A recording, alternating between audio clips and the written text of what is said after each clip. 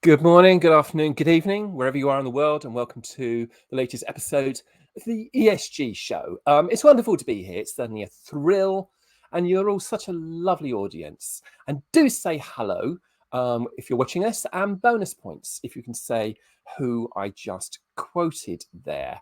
So this is episode 50 of the ESG. At this rate, within a while, we will have actually produced more episodes than I am years old. So I don't know whether that's good or bad. But anyway, today we are talking about sustainable IT.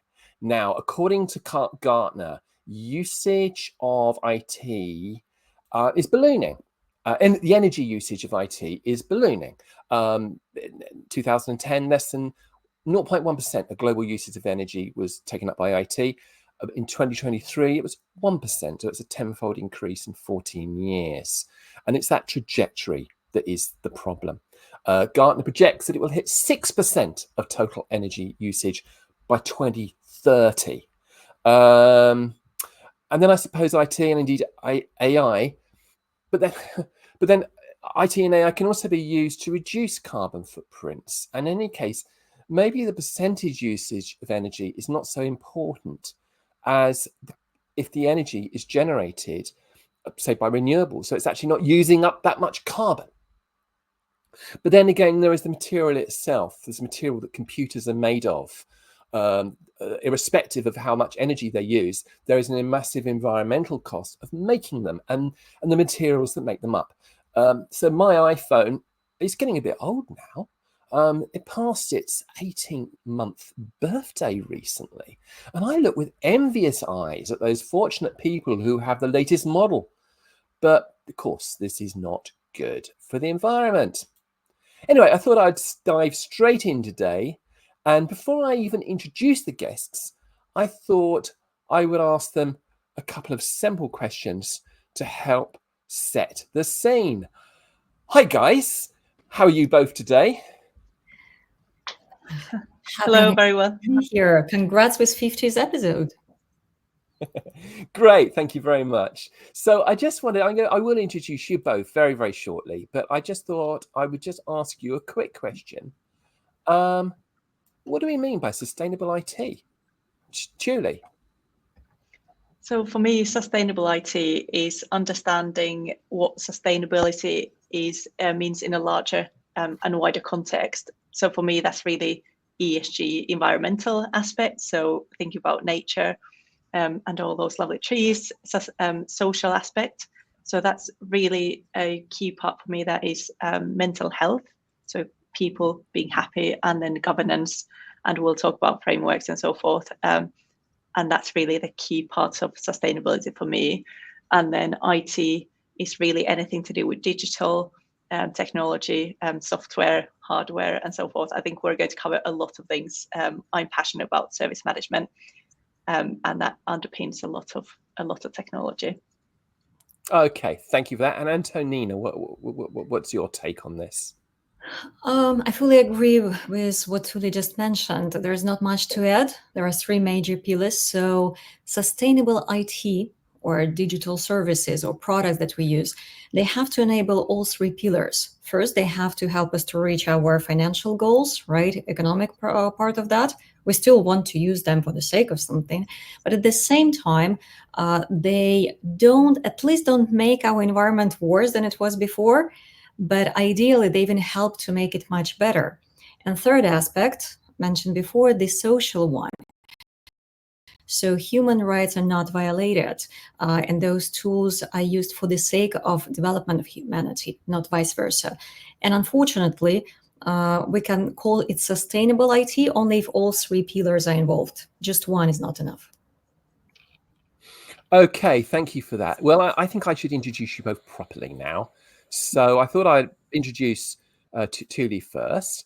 So hello, Tuuli. Where are you dialing in from in the world today? I'm actually in the ServiceNow offices in London today. In London, okay. Yes. Okay, so Dr. Tuuli Bell founded the world's first sustainable pre-sales and sales consultancy.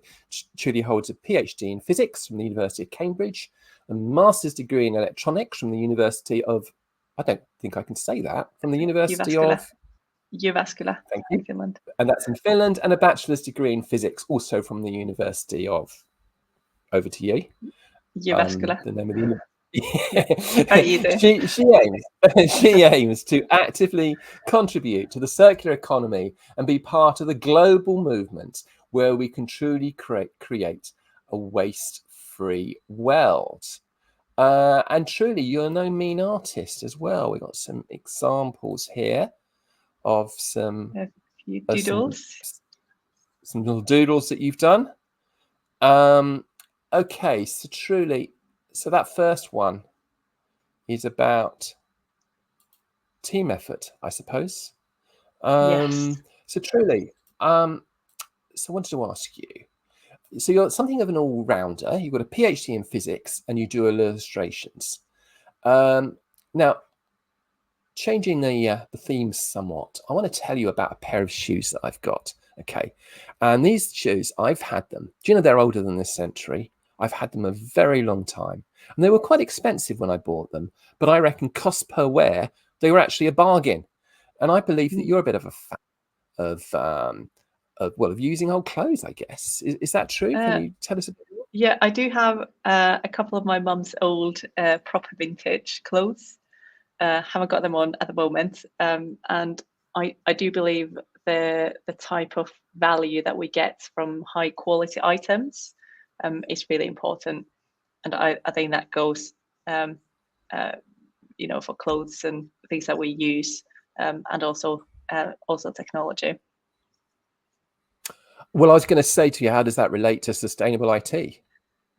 So an example is actually my laptop. My laptop now is nearly 5 years old, I think. I have bought a desktop to go along with it because it has started aging. However, if we think about what Antonina said earlier about the commercial aspect and a financial aspect of sustainability, I always think sustainability goes hand in hand with environmental and financial sustainability. And for digital and hardware assets, the longer we can use them, the better. And it's better for the environment because we produce less waste. We don't buy new things, and also financially because we can then delay the process of purchasing more items. And also it's the whole idea of circular economy. So rather than buying something new, could we repurpose something? Could we borrow? Could we take someone else's laptop who's maybe moved on to a different organization? We don't always have to get everything new. Okay, well, thank you for that, Tuuli. And now I thought we would introduce Antonina properly. So Antonina Klensova-Duanes is an ITSM architect, an executive team coach, driving digital and sustainable transformation across diverse cultures. She's the co-author of ITIL 4 and lead editor of Sustainability in Digital IT, a creator of the Apply Art method and co-organizer of Internet 50 Years, a youth-led human-centric summit. So, Antonina, I just wanted to ask you a quick couple of questions about your background. Can you just tell me about ITIL 4? Well, ITIL 4 is one of the world-known frameworks used. It serves for more than 50 years already. Started in 1980s. ITIL version 1. So it's a framework for managing IT and digital enabling services, starting from all the way from your strategy and idea, and through the design, operation, deployment, support. So a holistic view of managing the IT-enabled services. All right. Well, thank you for that. And what's the Apply Art method? Oh, you have to stop me here. I'll do my best to be in 30 seconds. You've got 19 seconds. Okay, I'll be super quick. It's a method created on a crossroad between neuroscience, art, business approach, and digital transformation, following the idea that the same part of the brain is responsible for a couple of functions. So if you know how to look at the pieces of art, you actually can develop such skills as problem solving, being comfortable with uncertainty, and so on. All right. And then what is Internet 50 years? That's in the moment my favorite project. It's a platform which is built by international community of young leaders for young leaders. This year we all celebrate 50 years since internet became publicly available. Grown-ups already celebrated it together with Royal Society here in London.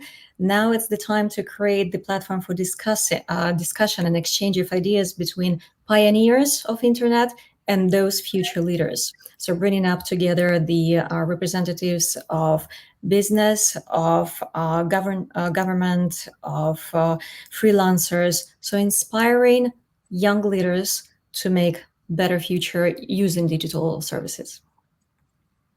All right, thank you for that. And now, if that's okay with you guys, I thought we could play a game of hot and cold. And we're going to start by asking the same question I asked guests last week, which is carbon footprint of AI. Hot or cold? Tuuli? Oh, I'll have to say, I'd like to say both. I might go for cold. You can say both. You can say both. You can say lukewarm if you like. Yeah, I think it really goes both ways, kind of very cold and very hot. Okay. And sorry, carry on.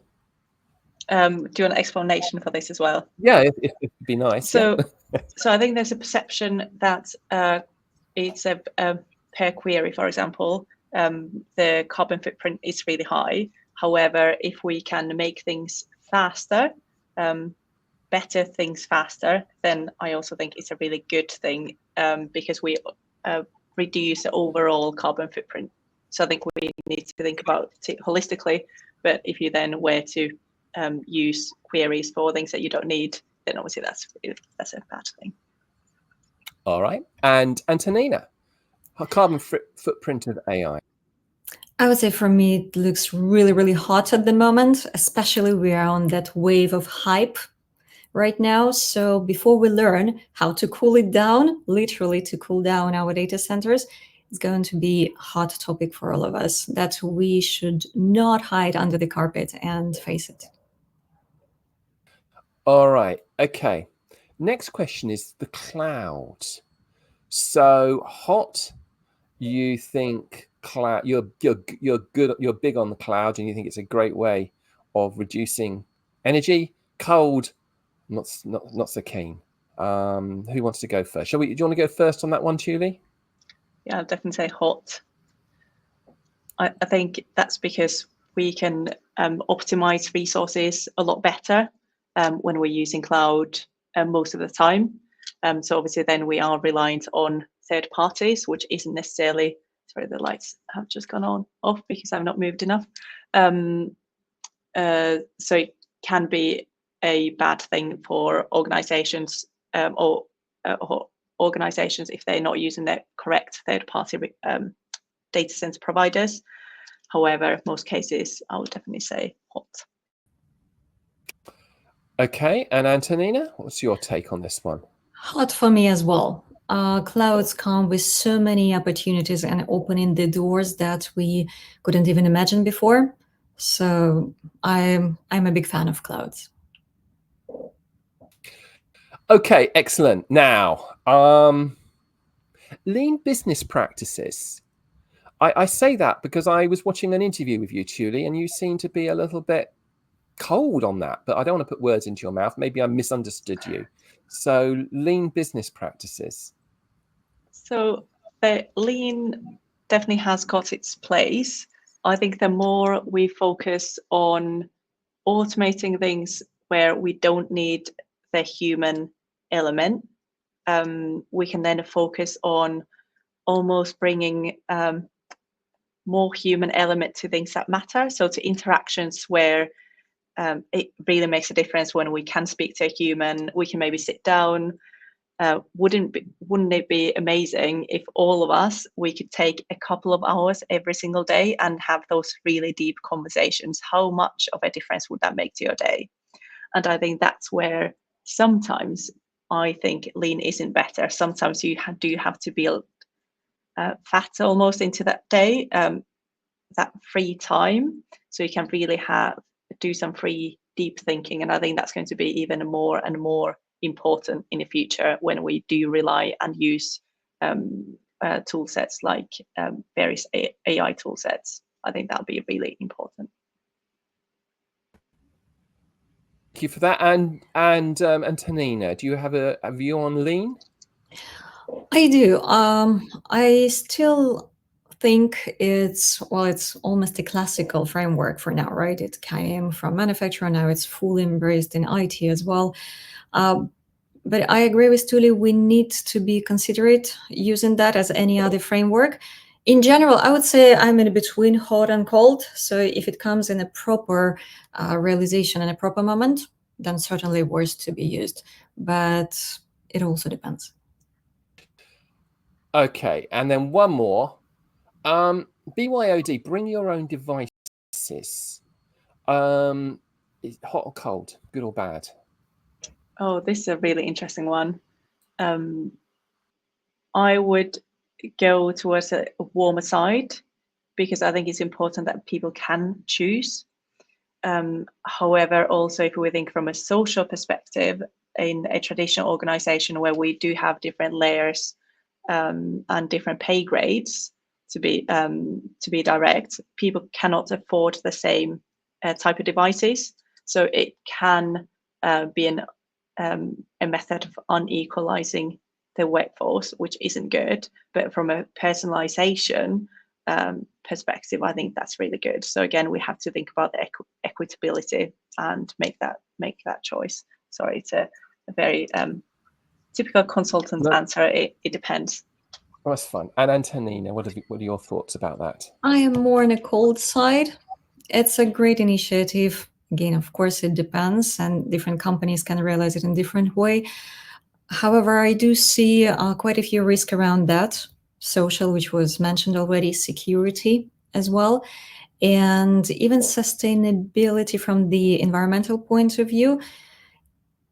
It depends who is more considerable or considerate in this sense, the company who chooses the devices or the employees. So yeah, I'm a bit cold about that. Okay, well, thank you for that. Now, I thought we could turn and we can have a quick look at some media stories. And Tuuli, you spotted a couple of articles. One in Forbes. How should software organizations balance the I beg your pardon. Data technology, part 4, sustainable data. And then you also spotted this article, the rise of sustainable data centers, innovations driving change. So leading out of those two sort of articles that you spotted, I'll put the links up in the comment section later after the show. How should software organizations balance the demand for high velocity and quality project delivery with sustainable practices in data management and storage? Really interesting. So there's really different aspects. The first article is very much on the data and why data is important. And because we're in that era of big data, we can gather, analyze, use that data in lots of different ways. And it's really the impact of that usage and that analysis of that data. So things like, can we take certain sustainability data, such as carbon footprint? Most people understand what that means. And can we analyze how much carbon footprint each part of each process, for example, consumes? And then the magic really comes from how can we change that, right? So that's one part of it. And obviously there's, from a framework, kind of the governance part perspective, there's a risk management data. So what are the especially the kind of double materiality risks. So our impact on double materiality means our impact on the environment, or our organization's impact on the environment. What are some of those risks? And also the environment's impact on our organization, thinking things like floods and insurance sector, a great example. The other side of, if you think of software organizations, they will utilize data, but also hardware. Software doesn't exist without hardware, as much as we'd like to pretend there is only software, but it does actually sit on hardware. And there's lots of things, again, we can do. The second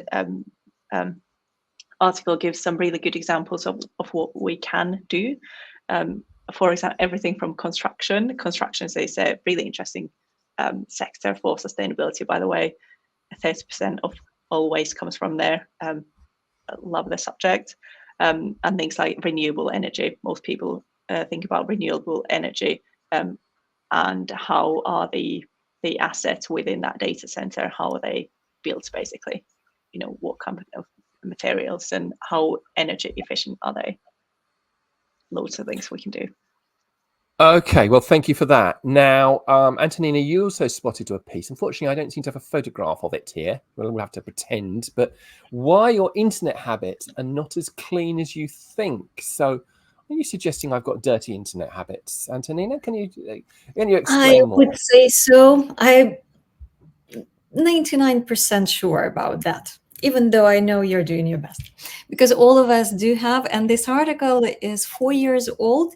And still, I do find it really up to date because, well, nothing has changed, even opposite direction. The article talks about our little habits like sending emails. We know what carbon footprint is, but well, it's just an email, right? It just goes to cloud. Cloud is something light and beautiful. Well, no way. It's not light and it's, well, relevantly beautiful. Depends what you call beauty.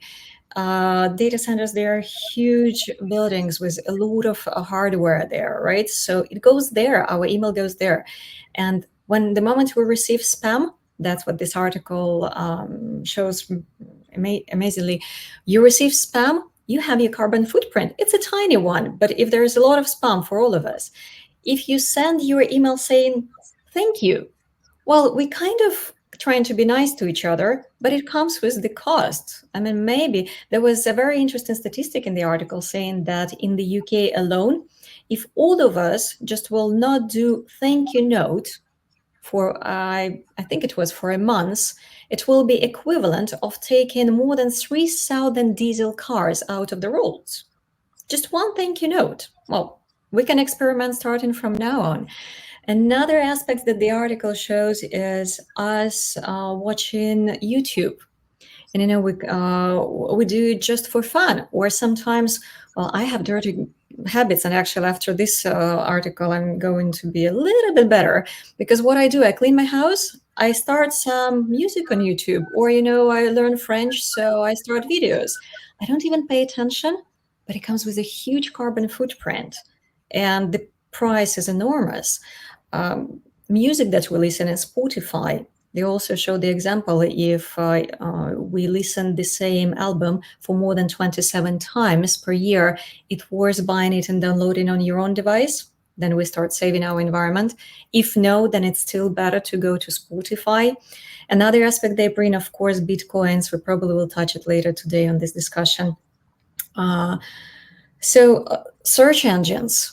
You know, again, if we go online and just search for fun, well, it has price. We don't pay for it personally, but as humanity we do. And now with ChatGPT, it wasn't in this article because it's 4 years ago, but now we have one prompt that we do in Gemini or ChatGPT is equivalent for 10 searches in Google. And if you ask Gen AI to create one picture just for fun to show your friends, it's equivalent for charging your phone fully from 0 to full to 100%. So then there is a big question. You really need it. That's a staggering statistic then. So one inquiry for ChatGPT is the equivalent of charging your phone from 0 to 40%. One inquiry to make the image. to generate an image. To make an image. Got you. Okay. Just if That it's is a staggering. irregular prompt, then it's equivalent for 10 searches, which equivalent for 5 electric bulbs lighting for 1 hour. Okay, but I mean, Google, Alphabet, and Amazon, etc. They do make rather a lot of money, isn't it? Shouldn't it be down to them to pay for the carbon footprint for these search for what you do on the internet, rather than down to the individual to worry about it? I think that's a very philosophical question, isn't it? I think we all have a part to play, and I think that's where the legislation is required. Legislation will always lag behind people's usage of various things and how we interact. That is required, definitely. But everyone, I think, has a moral right and responsibility to do what's right, and to really think about their own habits. And one big thing is training and learning new things, like we are doing today. So thank you, Antonina, for sharing that. I hadn't appreciated, because I do love AI, and I try and be diligent on using it when required, or when it comes with efficiencies, whether those are proven or perceived. So maybe need to challenge myself on that. But I think both are needed. So that kind of individual responsibility, but also collective responsibility. So as organizations and as communities, whether they're formal or informal. So we have to, I think, keep educating each other and ourselves. And then governments do need cross-government legislation as well. That's required. It's a slow process. But again, should it be a slow process? Could we use AI to make that quicker? Another follow-up thing to think about. It's very interesting. I mean, maybe this is the problem with free. You know, we go on Google and we do our search for free. We listen to YouTube for free, which but it's not free. There is a cost, and someone has to pay for that cost. Yeah. I think some time ago we all learned that there is no such thing as a free lunch. Somebody has to pay for it. Now we need to relearn it with a carbon footprint. There is no such thing as, well, if my house is clean, I can put the trash out of the window. No, it still impacts me. Indeed. Okay, so it's the externalities we're talking about here, the external costs of using these products, which are not actually borne directly by the consumer, but indirectly, maybe by the consumer's children, perhaps. Okay, well, thank you for that. Tuuli, I just wanted to have a quick chat with you for a couple of minutes, if that's okay. And I've got a bit of a question for you. Can you tell me how IT leaders in business ensure their digital transformation strategies align with long-term sustainability goals without compromising operational efficiency? So let me just ask that question again, because it's quite a long question. How can IT leaders in businesses ensure their digital transformation strategies align with long-term sustainability goals without compromising operational efficiency? Summarizing this to 2 or 3 minutes will be challenging. So let me get started on that. When we talk about long-term strategies, that's really comes back to the double materiality. So we have to think about not just now, but how does climate change and the new world, how does that impact our current business operations and our current business, basically their business offerings, what do we offer?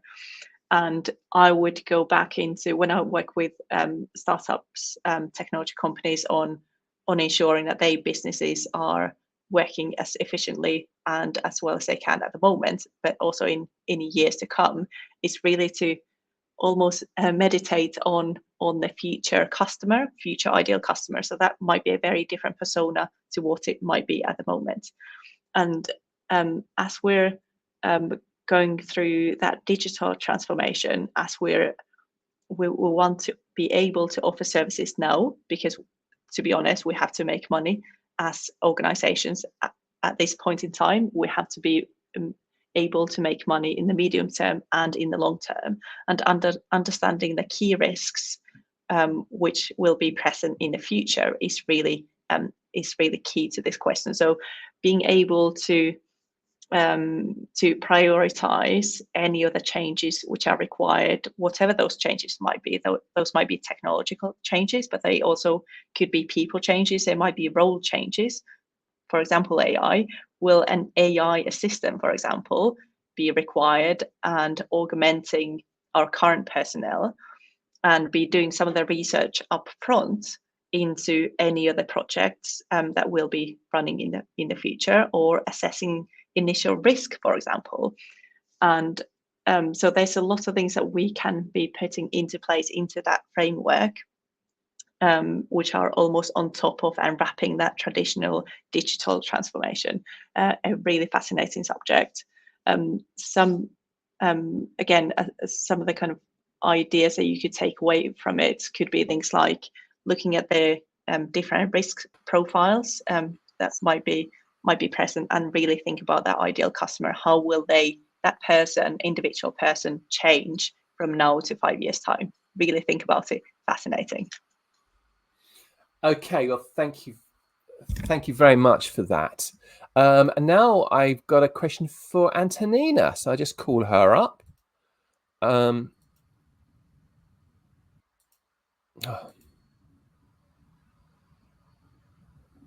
Sorry, playing around with the computer there. Antonina, so I wanted to ask you, if you just bear with me for a second, I've completely lost my place. So how can IT leaders in businesses ensure they're, I've already asked that question. Could it be that your investment in UX and SLX is actually contributing to the unsustainability of your product? What are your thoughts about that? If we talk about experience, user experience, experience agreements, it's a very hot topic at the moment. Many companies, digital companies, think about that. But indeed, it can play a very bad game with us through sustainability perspective. If we think too much about what our customers need, we end up in consumerism. What happened with us with plastic or with the fashion industry some time ago. Now we're getting better there. Digital services repeat that path, because sometimes we don't need to have the most comfortable services to use. We just need to have enough functionalities to be there. Too many features consume too much of the energy, and has impact on social sustainability as well. Because let's consider the aged people. They're not comfortable with that. And if you provide a very complicated, full of functions application to them, they're not capable of making payments by themselves. What about people in developing countries where they don't have enough internet capacity? So the point is, the way we interpret user-friendliness is changing now, and it should come with education, because again, some people just don't know that ChatGPT causes this footprint. But the moment they know, they might say, oh, okay, so limitation 10 per day will work for us, right? So we accept. So it comes hand in hand. I do believe we pass the time when we need to satisfy us, people as customers. We need to be fair, because, well, as Gandhi was saying, this planet has everything to fulfill our needs, but it doesn't have even a half of resources enough to fulfill our greeds. And that's absolutely the same with digital services. All right, that's a good quote. So needs over greed. What are the most effective ways that cross-functional teams, IT, sustainability, and business leaders can collaborate to reduce carbon footprint in IT operations, do you think? I'm a strong believer in developing human intelligence. We do talk a lot about AI, but human intelligence have to be continually developed, because nobody has the answer what is right or wrong for companies at this moment. Neither Google nor Bill Gates projects, nobody has a solution. So it's all about people to be together. So transparency, practicing that, developing systems thinking. So we actually do realize that it's not good just to keep my house clean, but put trash out. No, system thinking, where we know how we're all connected and impacting each other. Then emotional and system intelligence. So we are capable of searching for complicated solution in a crossroad of knowledge and domains. And that's where the answers come inside the organization as well. So we need to develop those human intelligent skills in order to find the best business and digital transformation solution. Okay. Well, thank you for that. Now, I thought we've had a couple of comments. I thought it might be an idea if we just take a quick look at them. It says LinkedIn user here. In fact, the person who made this comment's Jeff Trotter, who's a regular viewer of the show. I don't know why it comes up as anonymous. I've no idea. That's beyond my technical nous to work that one out. But he says, addressing IT, this is his 2 pence worth. Externalities, we must factor in the true cost of all IT services from manufacturing through to cloud-based service delivery, e.g. SaaS platforms, to include the social and environmental cost as well as the economic cost when looking at the sustainability of IT. IT companies need to decouple their use of carbon-based energy in manufacturing, their hardware and housing, their software, and shift to non-carbon based sources. I don't know if you have any comments to make on that, or maybe you just agree. I don't know. Yeah, there's a concept of a triple bottom line. If you haven't looked into it, a great kind of fiscal resource on that. So it's not just about the profit, but it's about people and planet as well. So truly agree on that. Okay. And then Robert Walker said, the cloud is great, but unless the vendor can prove their scope 1 emissions are neutral, then I would not choose them as a vendor. He apologized for the typo later on, by the way. So don't hold that against him. We all do it. I do think some companies outsourcing everything so they can report their scope 1 emissions are net zero. Any comments on that, on his comment, or do you just kind of agree or disagree? That can be a big discussion, and again, it comes with the more mental and psychological maturity. Again, throwing it to someone, but it can be also not a bad thing. If that's the best what we can do at the moment, let's do at least that, because the bigger organization, yes, they have a bit more, they have more investments, they have more opportunities to come closer to net zero. So there can be a big discussion around this statement. All right, okay. And then Robert also said, ITIL SDIT certification helped me understand the LCA and materiality assessments and how they match to SDG, which is a lot of acronyms here. I'm now trying to break into procurement as I see the best place IT leads can ensure that all purchases are based on SDGs. Thanks for teaching me, Antonina. So there you go. How about that? Incredible comment. Always pleased to hear that. And it means it works. We do manage to inspire people and make this world a bit better. Thank you for feedback. Okay. That's great. So we've got 20 minutes to go. So we don't have a huge amount of time. We've got a lot of questions, so we probably won't be able to cover them all. So guys, when it comes to sustainable IT, what's the low-hanging fruit? What's the what is the thing you can do to rapidly for without too much cost, but which has a reasonably high impact? Switch off lights. That's always good. And I think that's a habit where whether it's switching off lights, switching off computers, things where we can make a physical difference. And I think it's a habit that we can take elsewhere. So if you're not, and it's all about also being present, that helps kind of on your mental health side. So you're doing one thing. So rather than have 10 different machines on all the time and think, oh, I might need it, I might come back to my work after, if you work from home, might work a bit in the evening. Don't, reframe, maybe think about reframing, switch off, close the door if you can, pack it away. It declutters mentally as well. That's definitely my top tip. I got others, but Anthony, do you want to go next?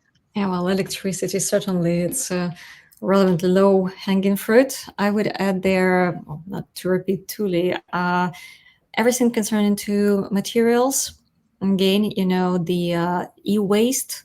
So you started this presentation with saying that you have extremely old phone already, right? 18 months. Oh my God, that's, Oh, I almost feel it's pity.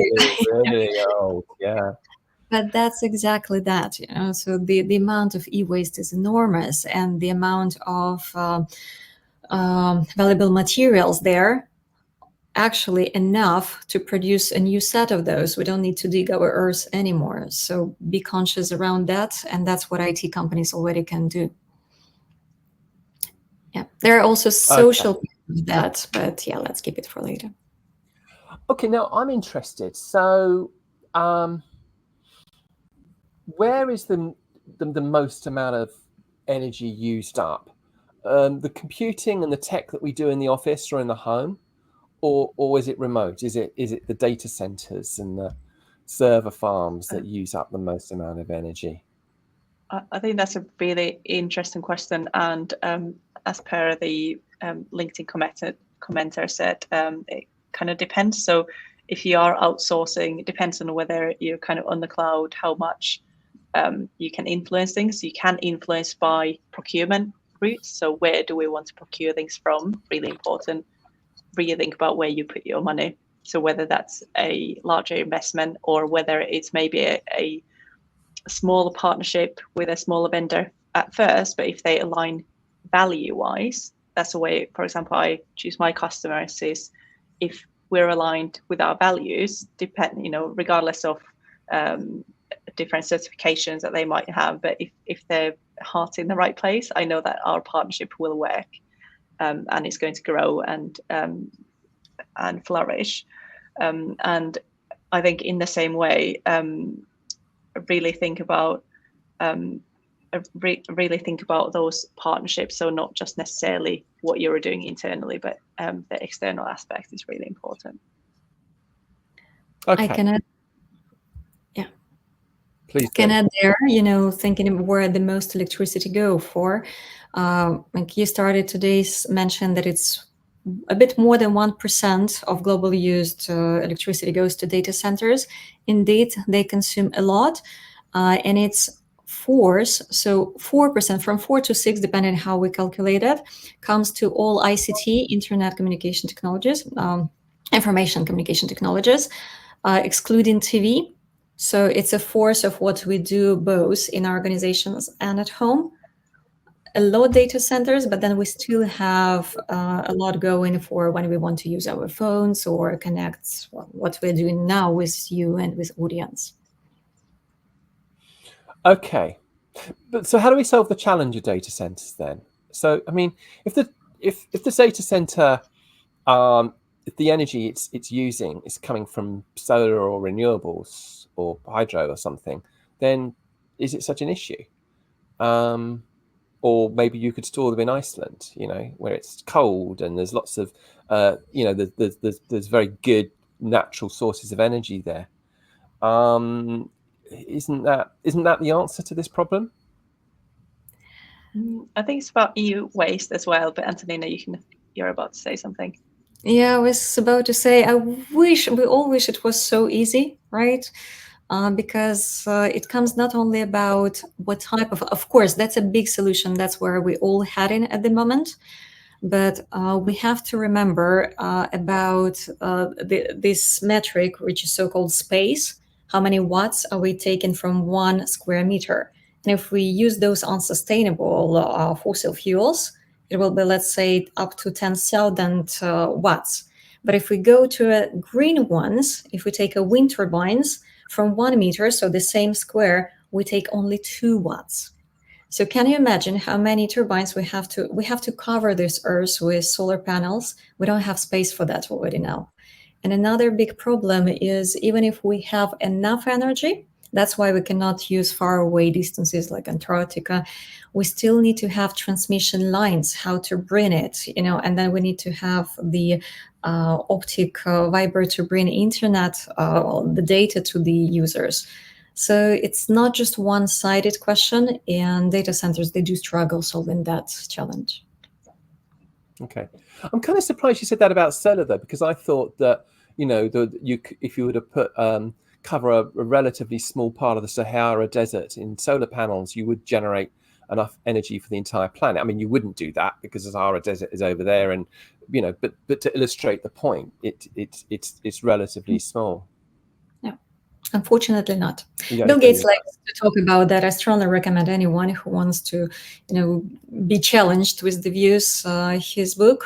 He, in a very simple words, described these challenges with police. Who's that? Who's that again?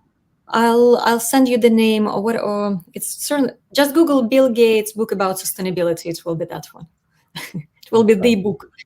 I don't remember the name. All right. Okay. All right. I think the whole energy I think the whole energy conversation it's not separate to IT definitely, but it's definitely a huge topic where looking at renewables and something that I'd call so-called renewables, things like dams and etc. aren't necessarily good for the earth necessarily. And wind, again, there's a social aspect, and people don't like the look of a wind turbine. I think it's great because it illustrates the power of human engineering and renewables and so forth. So I think we have to balance it. I don't have an awful lot of time for the people who say they don't like wind turbines. I get quite annoyed when they call them windmills, actually. But So I think there's a huge amount that we can do in terms of perception and technology and so forth, and then the usage and the timing, in fact, as well. So because with certain, say with batteries and for example, energy from wind turbines, ideally you'd want to spend that energy there and then, or very nearby, as Antonina said. You don't want to transmit it too far and transport that energy too far. But also you kind of want to utilize that energy as soon as you can, because otherwise you'll have battery costs and they're never perfect. So you're going to end up losing a lot of that energy. So I think it's a really interesting, could maybe an AI-powered system kind of optimize the spread of that energy. Well, the issue of renewables and whether they can provide 24/7 energy is a really controversial. It's a really big topic. There's a professor in the United States, Mark Jacobson, who's done quite a lot of work on that, which I find quite interesting. But anyhow, moving on. When we talk about the circular economy for a few minutes, we were talking earlier about, I was telling you about my old short shoes earlier, Tuuli, but I think you've done a little sketch. Oh yes, yeah. To sort of illustrate this one. Circular economy. Do you want to discuss that a little bit? Yeah, circular economy. When people think about circular economy, or they think about, what should I do with X item? They kind of think, recycling's good, isn't it? But in fact, in the circular economy world, recycling is one of the last resorts. So if you bring up the circular diagram back again for viewers, the very first thing when you think about a new purchase, for example, is refusal. So can I refuse? Can I not buy or this item? Do I really need it? So we're going to reduce by refusing. That's a really important aspect. Then we want to reuse. So take a piece of clothing, shoes, etc. We want to reuse and repair those as much as we can. Then we might repurpose something. So if we had a piece of clothing we no longer wanted, or for example, if you're pregnant and you need some pregnancy clothes, for example, then you'd ask someone locally, ideally, can I, use this piece of clothing for 9 months? Don't need it beyond that, and then return that back or give it to the next person. And the same goes for an IT project, for example. If you need a specific laptop for a project, you don't necessarily need to buy a new one. You can borrow a laptop specific for that project and then give it back to the organization who's it from. Then the next best thing that you can do is redistribute. That actually comes back to very much so if you have a laptop which is no longer fit for purpose, I do a lot of technical architecture design. I need a fairly powerful laptop or a desktop at home. But if my laptop, for example, is no longer fit for my purpose, it might still be good for a salesperson who doesn't need as much computing power. So I give the fine laptop, which is good for other use, I give it to someone else, maybe further away. And then once you're exhausted all of those possibilities, when it's really no longer fit for purpose, we can't repurpose it for anything else. We then recycle. So in the case of a laptop, or clothes, for example, we then take it apart. So we take it, we almost mine the rare earth metals from the laptop, and we recycle that way, and then remanufacture, reusing the same components. We call it the technical cycle rather than the biological cycle in the circular model. Sorry, I'm doing this because there's a really nice butterfly diagram, by the way. A Google circular economy butterfly diagram, awesome, because there's an entire different circle of life. Butterfly diagram. So yeah, a Google butterfly diagram. Yeah. Okay. That's in essence Okay. circular economy. All right. Well, thank you for that. Now, can you answer me another question? What is slower IT? And what's that got to do with sustainable IT? All right, really interesting. I talked about slow IT in a recent talk, and that's really about giving space and time for that human element. So if we think of traditional IT services, things like incident management or those processes that support that. So you're thinking of people having issues with their laptops and so forth. They raise a ticket, all that fun stuff, which isn't necessarily that fun. If we can allow computers and AI and automation do as much as we can, as much as they can do, then that actually releases time for people to have that human to human connection. And contrary to the very usual way of life where we want things instantly, like I want to buy something instantly, I go on Amazon, for example, one day delivery, I get it the following day.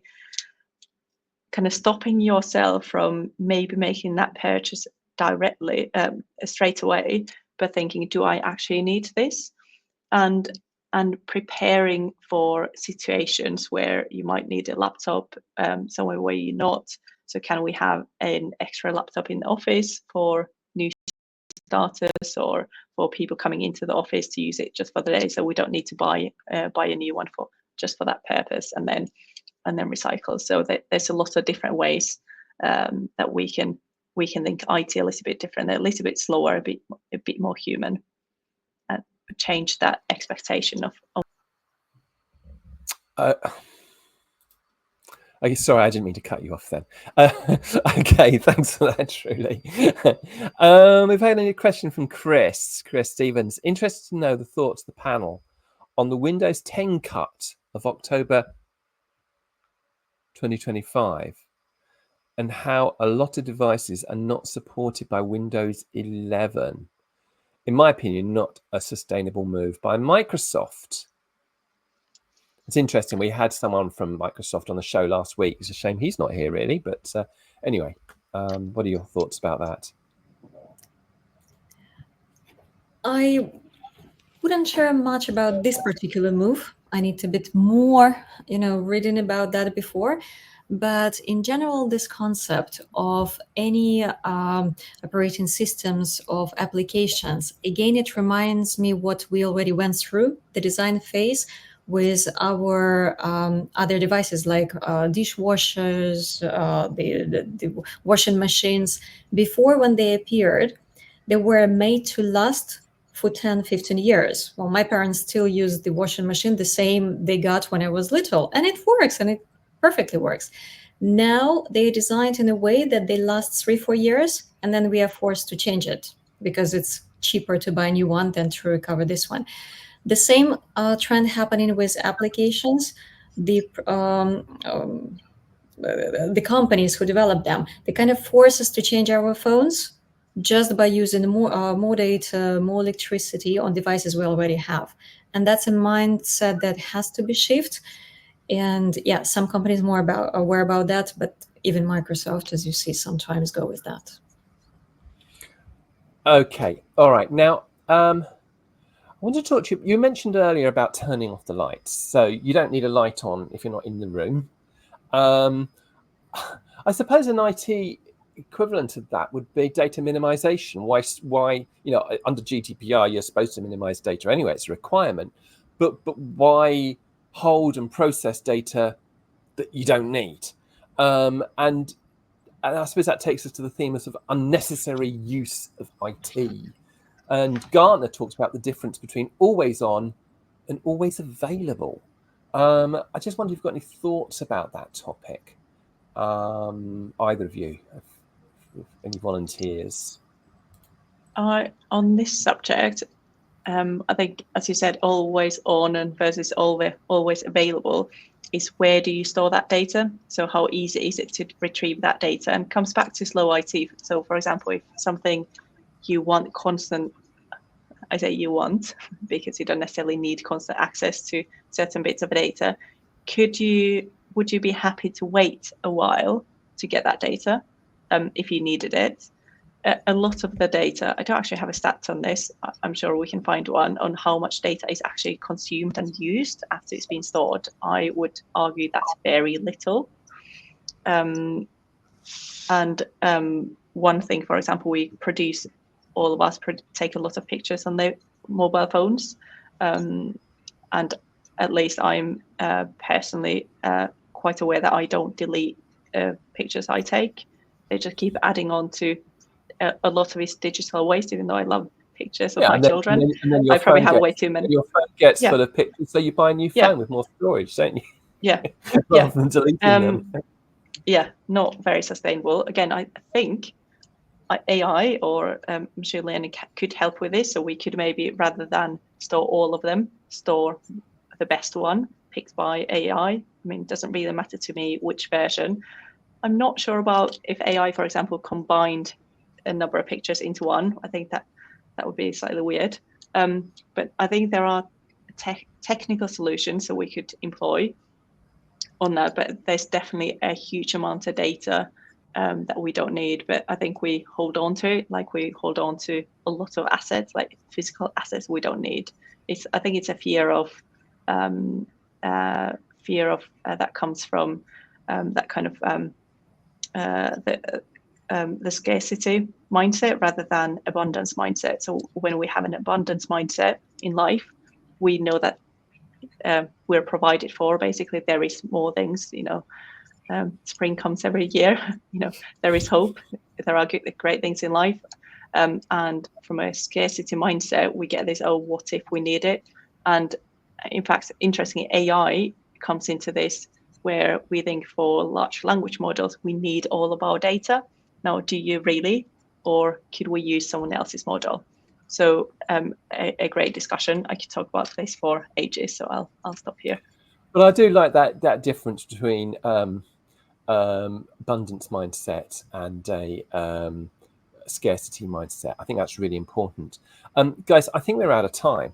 I don't think we've got enough time for any more questions. So thank you very much for your time today. And thank you everyone for watching this. We'll be back next week when we're talking about AI and ESG. And to Dr. Tuuli Bell and Antonio Consova Duanes. Thank you very much. Thank you very much. Thank you very much, Michael. Yeah. Bye. See you later, guys. Bye-bye. Bye.